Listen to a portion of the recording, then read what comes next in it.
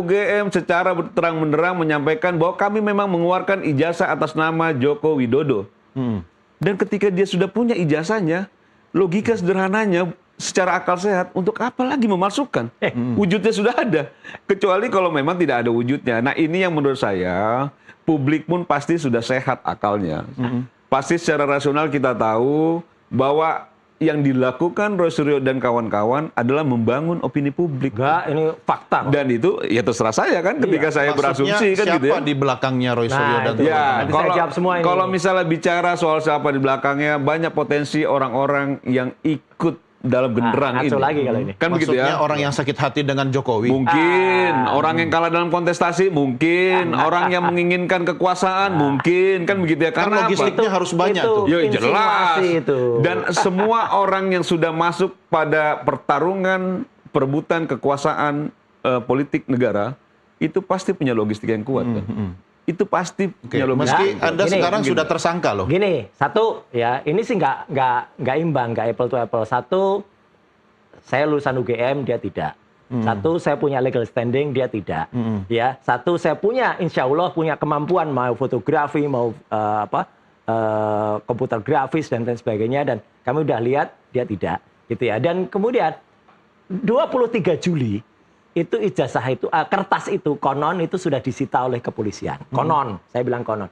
Tapi kan lucunya, ada banyak yang bohong setelah itu kan. Siapa 24 Oktober misalnya orang namanya Judi Ari, ya sama Damanik gitu. Katanya lihat, asli gitu. Diperlihatkan ijazah aslinya. 23 Juli sudah tuh satu. Yang kedua orang namanya Andi Aswan. Dengan bohong banget itu. Dengan Joshua Sinambela di salah satu TV. Tanggal 19, tanggal 26 November. Bohong, mengatakan sekian asli. Yang terakhir Jokowi sendiri dalam wawancara dalam sebuah salah satu TV mengatakan pada tanggal 6 Desember ijazahnya saya pegang. Gimana bisa pegang ijazahnya semenjak 23 Juli? Jadi artinya apa? Semenjak kemarin ketika gelar perkara khusus itu justru membongkar banyak kepalsuan. Makanya sekarang kami terus kenceng ya gitu menyatakan bahwa ini jelas-jelas 99% palsu. Kalau tadi dikatakan ada yang melihat, walah, orang itu kan sama sekali tidak punya tidak punya kemampuan atau bahkan awam dan kemudian orang itu siapa maksudnya? Ya maksudnya kan ada salah satu dari tim gitu ya. Bukan tim saya itu juga. Itu kan salah satu kuasa hukum yang orangnya juga bahkan belum diperiksa namanya Egy Sujana. Ya, jadi dia harus periksa dulu. Kalau pas berbeda Anda mengatakan bukan bagian dari tim. Oh iya. Kalau pas sama enggak juga. Selalu berbeda dia. Jadi makanya gitu loh, apalagi nggak punya legal standing harusnya sih pilih dah. NTV itu pilih narasumber yang punya legal standing lah. Kalau nggak ada legal standing kayak gini, repot. Nggak saya kan jawab ya kalau soal legal standing ya. Iya, apa legal standingnya? Pertama, Pak Jokowi itu ketua Dewan Pembina Rampai Nusantara. Oke, dalam kasus organisasi ini apa, masyarakat gitu. yang memang ada legal standingnya. Masuk dalam undang-undang ikut gelar perkara hukum gitu loh. Ikut gelar perkara ya karena tidak diundang. Lah, ya kan begitu loh. Ya nah persoalannya kalau disampaikan pertanyaan soal apa yang terjadi dalam peristiwa tudingan ijazah terhadap Pak Jokowi, ya kami sebagai pasukannya Pak Jokowi pasti punya standing. Dia ketua Dewan Pembina kita kok, dan ini organisasi yang resmi kok. Ini bisa dicek dalam kasus ijazah lain dengan itu. Ini ada. Selalu kalau misalnya kalah bicaranya legal standing kan begitu. Kalau kalah argumentasi selalu bicara legal standing, nggak bisa. Pemirsa NTV. Sekarang bagaimana semuanya coba? Menang kita gitu. Secara objektif sudah jelas lah. Secara objektif sudah jelas lah. Bagaimana kemampuan teknis legal? Apakah Roy Suryo yang mengklaim dirinya punya kemampuan itu bisa juga kita percaya sebagai bagian yang selalu benar? Kan tidak juga. Enggak juga, tapi kan begitu loh. Dan kita juga kan tahu juga bagaimana cara Roy mengorkestrasi ini kan gitu ya. Ini nggak ada orkestrasi. Kita tahu. Sekarang begini ya, ini tidak mungkin. Saya cuma minta jiwa besar lah Roy Suryo. Kalau misalnya memang sudah diperlihatkan, memang itu ada wujudnya, kan begitu ya. Diperlihatkan palsu. Maksud saya, ya itu kan dulu diminta itu dan sudah dituruti. Sekarang ditantang-tantang. Kalau memang palsu, kan kita sudah pernah tahu Doni, bagaimana beberapa bulan lalu Roy Suryo dengan lantangnya menantang Pak Jokowi untuk melaporkan dan segala macam. Sekarang ramai lah di media sosial. Terus dijawab sama Pak Jokowi. Terus sekarang kamu jahat, Pak Jokowi. Nah maksud saya, memang jahat banget nih. Itu yang menurut saya. Pasal kayak gini. Dituduhkan gila. Coba dilihat lagi lah jejak digitalnya ketika Roy Suryo dengan gagah beraninya menantang Pak Jokowi untuk melaporkan.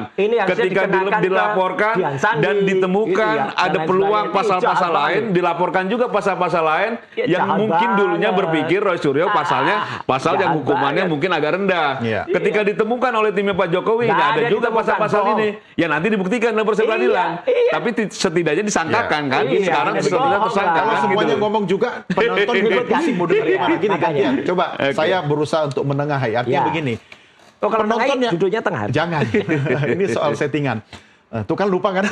Jadi begini, kita kan sepakat menentukan semua hasilnya akan seperti apa melalui ranah hukum. Ya, betul. Ya, jadi kita bicara dari perspektif hukum. Betul. Nah, sekarang kan kepolisian sudah menyampaikan pendapatnya, ya kan? Nah, Mas Roy juga masih belum yakin karena harus tidak sesuai dengan keyakinan Anda dan teman-teman. Ini sesuai ilmiah. Oke, sekarang metodologi apa yang akan digunakan kalau itu harus dilakukan kemudian pemeriksaan secara forensik, ya kan? Makanya yang kami usulkan kemarin dan surat sudah kami masukkan adalah kami akan men-challenge ya lembaga forensik yang independen. Contohnya BRIN maksudnya? BRIN atau UI.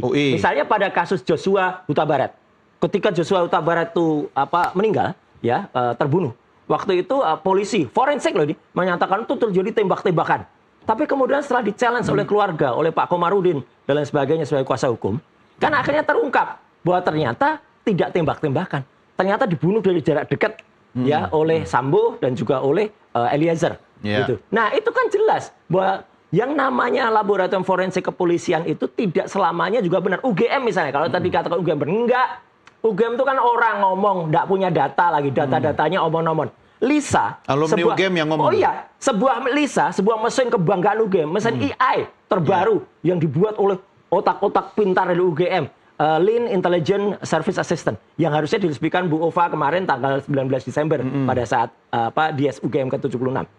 Setelah dimasukkan kata, apakah Joko Widodo lulus? Jawabannya tidak. Padahal Lisa itu inputnya adalah input data-data primer dari UGM. Nah begitu, kan akhirnya Lisa malah yang dibungkam. Ini kan lucu. Kebenaran malah dibungkam, kebohongan terus disuarakan. Kebenaran kan ada versinya masing-masing. Ada punya versi kalau kebenarannya. Lisa itu adalah mesin teknis, dia matematik. Dia nggak mungkin bohong, Mas. Mesin kok bohong. Ya, artinya orang sebenarnya Anda sekarang malah nambah musuh dengan tidak percaya pada polisi, kan? Bukan. Polisi senang aja kita challenge. Dan kemudian... Apa respon polisi ketika kemudian Anda menantang lembaga independen lain untuk melakukan... Silakan ajukan surat, Pak. Nanti kita ajukan. Dan itu dibolehkan? Dibolehkan. Makanya ahli juga kita masukkan. Misalnya kayak Prof. Tono Saksono. Kemudian Dr. Ridho Rahmadi. Kemudian nanti ada ahli-ahli digital yang lain lagi juga masuk. Jadi ahli nggak hanya si Joshua, si Nambela yang ternyata di depan TV cuman kaku aja nggak bisa apa-apa dia. Iyalah, konyol lah itu kayak gitu. Dan ditantang untuk hadir di salah satu acara TV ya akhir tahun nanti ya spesial. Nggak datang alasannya apalah. Tapi kan itu bukan indikator soal kasus ini benar atau salah dengan maraknya makanya program di televisi atau netizen. Harus berani tampil. Pak Mardiansyah gimana?